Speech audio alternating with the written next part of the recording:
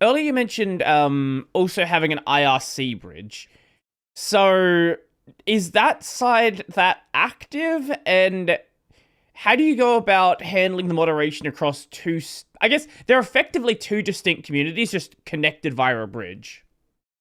Well, yeah. So I'll be honest, the IRC has been a little lackluster. Most of it is for kind of just like more just people wanting to get away from Discord for a Sure. bit. Maybe they're on a different device, or I don't know, maybe they're on their like pure TTY setup or something. Mhm. Like, and so we have, and I can get into a little this more later, but we Mhm. kind of have like these, I guess, flagship type uh, projects. And so ATL, short, all things Linux. Mhm. We have quite a few different domains, and Right. one of those is atl.chat. And Mhm. so there's a kind of a much bigger project in plan right now, and that's kind of providing people like their own ATL account, so Mhm. be it.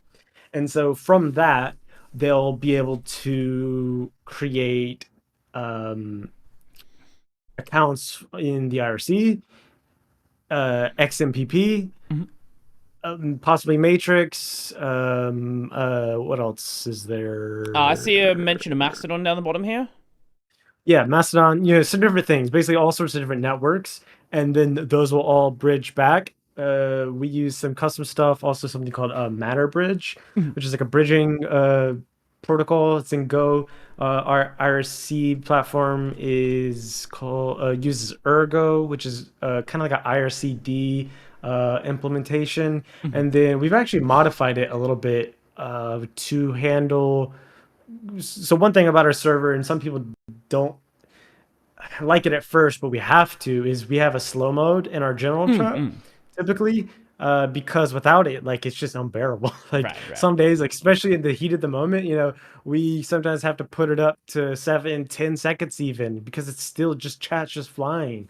And um and so we modified the IRC service to have its own slow mode and auto mod system, Mhm. to filter out different words and things like that. Right. Right. And then basically any of our Discord staff can have staff accounts there.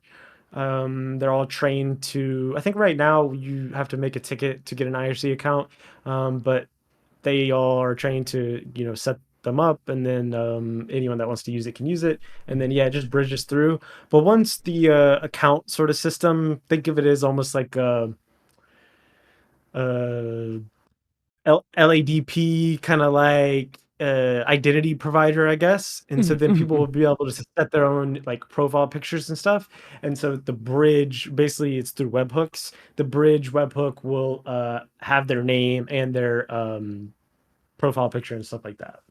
Now, the only Okay. issue though is like when bridging IRC to Discord, there's some stuff it's just not going to be as perfect as you want. Mhm. Obviously, like replies, so like in Discord, you can reply to someone and it's gonna be like linked. Yeah. You can Yeah. visibly see the link, whereas in IRC, you're gonna typically refer to someone by like name colon and then just Yeah. Mhm. figure it out. And Yeah. so Yeah. that, and then also if someone drops in like a code block of like 15 lines, it's gonna go dun, dun, dun, dun. And so yeah, that's a little annoying. Mhm. Mhm. So you've But got a lot of tooling alongside this to actually make it like manageable. yeah, still a Would lot more to go. But Mhm. IRC is not fun.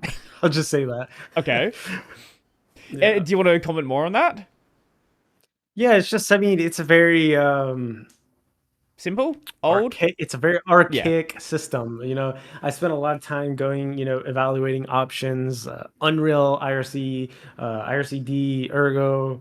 There's so many things within that, things like Nixserve and Chanserve and da da da, and you spam management, IP management, just all of that stuff. Mhm.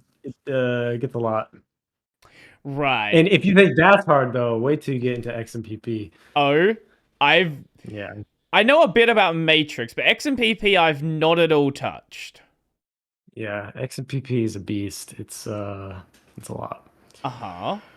What can you Just tell me about like XMPP?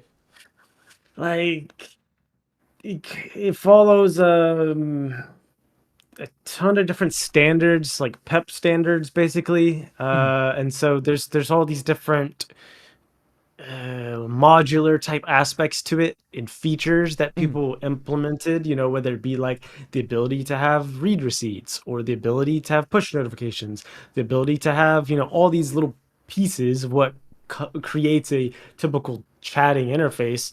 So you mhm, take that, then you add in the entire basically privacy, you know, encryption aspect of client to server, server to server, client to client, all of that, mhm. and then the aspect of like just, I mean, you should see my DNS list for XMPP. It's like freaking 20 records Mhm, of just stuff of opening up all these different ports and TLS records and this and that.